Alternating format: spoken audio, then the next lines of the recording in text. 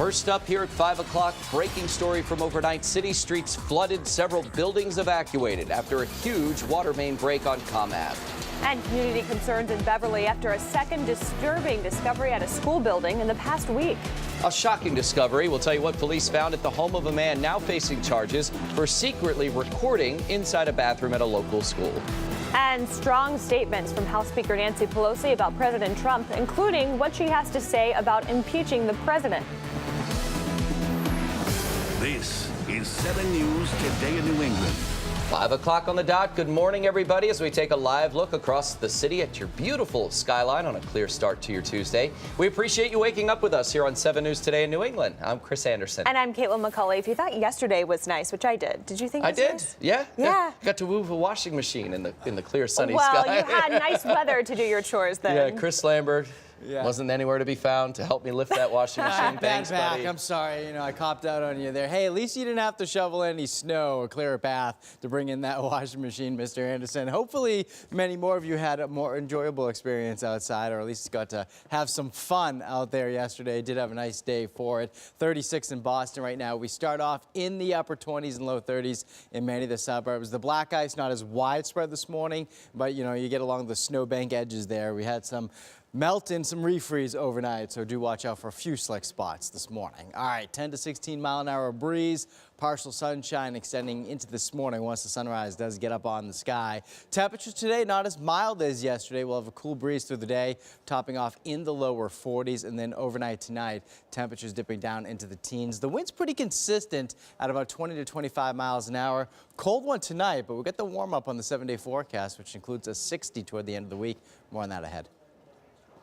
All right, let's get a look at the roadways. Elena Pinto's in this morning. It's 5:02. Any issues popping up just yet? Not just yet. We're looking pretty good on 93. Live look now at the Zachem and the Lever connector. Both basically wide open. If you're coming in on the expressway, that's also looking okay, too. A live look at that near the gas tank. And very green on the maps. Our only problem is that water main break. We'll get more information on that in just a little bit. Out west, we're looking great, too. So your drive time is going to be fine. Just about 12 minutes and under across the board. And if you're taking the trains in, they're on time.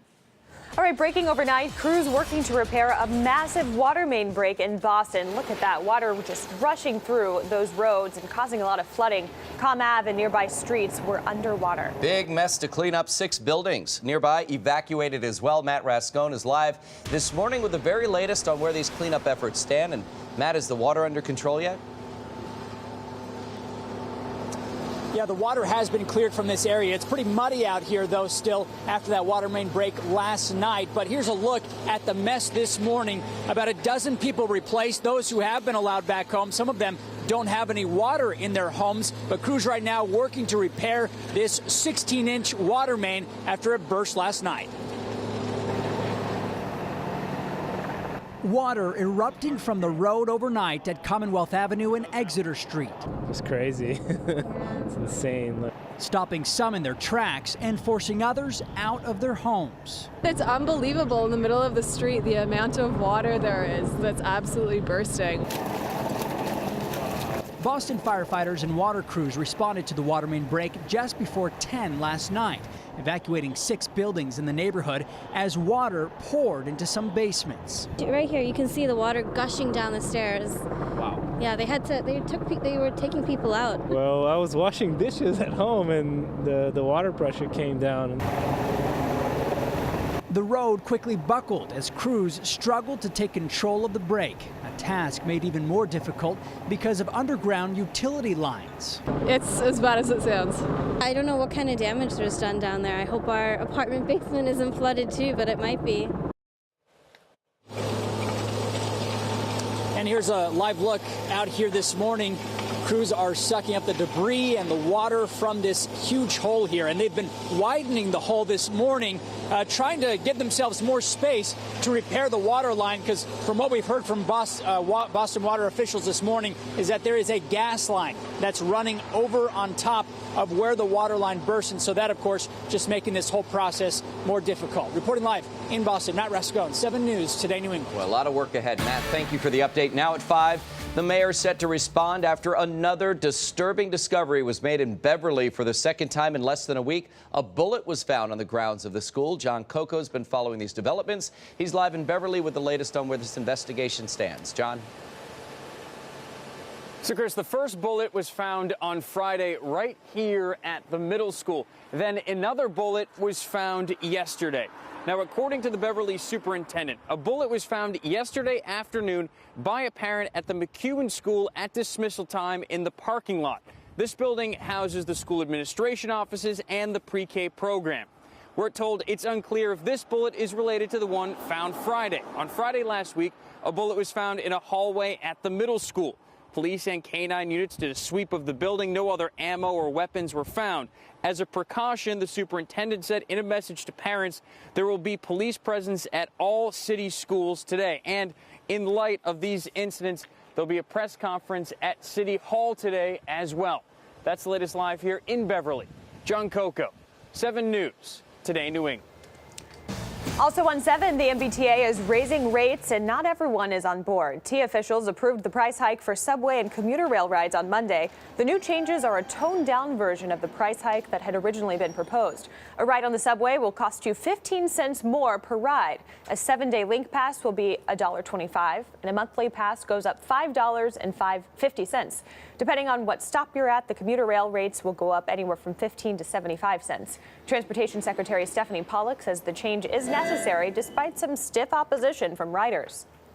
We heard frustration over fares, but what we really heard was frustration over service. And the only way we can make the service better is to have the resources to invest in the T. And the last time fares were raised was in 2016. The board also approved a measure designed to put off any fare hike for at least 3 years. The changes go into effect July 1st. Fall River is going to decide if the city will replace its embattled mayor. A special recall election is being held for Jaisal Correa, who was called into question last year when he was charged with tax and wire fraud. Prosecutors say that he used investments in a company he formed to fund his lavish lifestyle. Correa denies those accusations. The city council ordered the recall when they asked him to resign, and he refused. On 7 News now, hidden camera concerns at Boston Latin School. A man is accused of secretly videotaping boys inside school bathrooms. Prosecutors say they found several cameras, computers, and hard drives in his home, and that other schools were also targeted. Oh, we're not interested in photographs or video. Okay. Eric Tine not interested in photographs after being charged in federal court for secretly filming boys inside the bathroom at Boston Latin. School officials say Ty is a former student who graduated in 2000. With these phones and technology and cameras nowadays, the only way to stop them is if you don't let them into the schools. The investigation stems from last year when 2 Boston College students reported to police they had been filmed in a campus bathroom without their consent. Officials say Ty admitted to taking some pictures. Inside his bag, they found a water bottle containing a camera and a pair of sunglasses with a built-in camera. At Ty's home, authorities seized 27 cameras along with several computers, thumb drives, iPads, and cell phones. Investigators finding a folder labeled Boston Latin High School containing 45 videos of male students inside the boys' bathroom taken between February and December of 2017. It's just really shocking, and I'm still trying to wrap my head around it because like 45 videos, that's so many students. In addition to the files from Boston Latin and Boston College, authorities say they also found files labeled Boston University, MIT, Harvard, Northeastern, Bunker Hill Community College, and several different malls, airports, and foreign locations. Ty is charged with 5 counts of sexual exploitation of children for the videos at Boston Latin. School officials believe the recordings took place after school hours. In a statement to 7 News, the Boston Public School Superintendent said these alleged acts represent a major violation to the student victims, along with the entire Boston Latin school community. Our primary concern is to provide any and all support to the victims of this disturbing situation. I'm not happy with the fact that it occurred, but I also understand that the school's doing their best to keep the students safe. Security here is reasonably good, I would suspect, but clearly there's a lapse somewhere. Ty is also accused of secretly recording people in public restrooms throughout Boston. The man accused of kidnapping, Jesse Correa, is going to remain in jail until his trial. Louis Coleman faced a judge in federal court in Boston Monday on a charge of kidnapping resulting in death. He could face the death penalty as a result. Investigators say Coleman kidnapped Correa after she left a Boston nightclub last month. Prosecutors say her body was later found in the trunk of Coleman's car when he was pulled over on a highway in Delaware. 23-year-old Correa's funeral was held over the weekend. She leaves behind her 2-year-old daughter. Local leaders say they believe it's important to seek justice in Massachusetts, where Correa and her family are from. We are following more news today. The Federal Aviation Administration is ordering Boeing to make changes following recent deadly crashes. The FAA is requiring design changes be made to the Boeing 737 MAX 8's computer system and flight crew manual. That model of plane was the one that crashed in Ethiopia over the weekend. Another plane crashed in Indonesia back in October. Crews are searching through the debris following that crash in Ethiopia. All 157 people on board were killed, including 8 Americans. Investigators are trying to figure out what went wrong. New this morning, the United States withdrawing all of the rest of the diplomats from its embassy in Venezuela. Secretary of State Mike Pompeo shared the decision, calling the unrest in the country a deteriorating situation. In January, the State Department ordered all non-emergency government employees out because of the ongoing crisis in that country. Strong statements now from House Speaker Nancy Pelosi. She says she doesn't support impeaching President Donald Trump. The comments were made in an interview with Washington Post magazine. Speaker Pelosi says she thinks Trump ethically, intellectually, and curiosity-wise is unfit to be president. But when it comes to impeachment, the House Speaker says impeachment is so divisive to the country that unless there's something so compelling and overwhelming and bipartisan, I don't think we should go down that path because it divides the country, and he's just not worth it. Speaker Pelosi's comments comes as the White House defends its budget blueprint. It proposes deep cuts to education, health care, and environmental programs. The plan also includes a 5% increase in spending and $8.6 billion for a border wall. This week, the Senate is also expected to take up the House measure to reverse President Trump's national emergency to fund the border wall. All right, there's still more news ahead on Today New England this morning. On the rampage, a bull repeatedly charging at a car with a terrified woman trapped inside. Dramatic new video this morning of a scary scene in the sky. This paraglider on the Cape bouncing off the side of a cliff before crashing into the ground. And here a woman described her supermarket struggle after police say a man tried to kidnap her from a Methuen parking lot. Temperatures just a bit colder today, but we do have a warm up in the 7-day forecast. When we hit 60 degrees, we'll see some rain ahead. Back to the breaking story where crews are working on Com Ave as we speak, and you see them in that big hole, the result of a water main break that caused a serious mess and evacuations overnight. Crews are continuing to try and get that leak repaired and then repair the road. But a lot of work ahead, and it's going to cause some traffic headaches this morning. 5:12 is your time. You're watching the news station. We'll be right back. Now, 7 weather with meteorologist Chris Lambert. 5:15 on this Tuesday morning. Good morning, everyone. Waking up to temperatures a little bit colder than yesterday morning. Not by much, though. West wind at 16 miles an hour. It's 36 in Boston, but in the lower 30s across many of the suburbs. Melrose right now, 33 degrees, 32 Lexington, 31 in Wayland. And when you start talking about the numbers, close to 32, if not back below it, we do have some areas of refreeze out there, whether it's up through the North Shore and especially out through Worcester County with temperatures in the upper 20s and low 30s. So just watch out for a few patches of black ice this morning on the sidewalks and the driveways. It's not as widespread on the roads and the driveways as it was yesterday morning for a lot of areas, and that's because the gusty wind we had through the day and overnight helped dry out some areas, but it's, you know, near the edges of the snow banks where you get that snow melt kind of running off that you do have those areas of refreeze. And it's cooled down through the Cape this morning with temperatures running into the low 30s. West wind 10 to 16 miles an hour.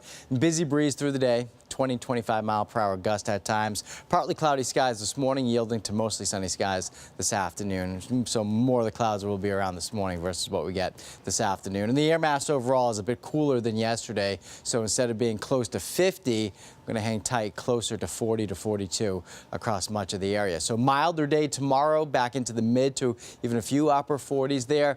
More clouds around tomorrow night. Can't even rule out a passing rain or snow shower tomorrow night as the warm front lifts on through. through. But I think we'll start off with a few clouds on Thursday morning, yield to sunshine in the afternoon. And it's a milder day on Thursday. Temperatures back up into the mid-50s, and we'll step it up even further from there, close to 60 by Friday. All right, not there yet today. A couple degrees either side of 40, partly to mostly sunny skies, breezy out there. Mostly clear tonight. Winds will die down overnight, and that will set the stage for a cold night in the suburbs.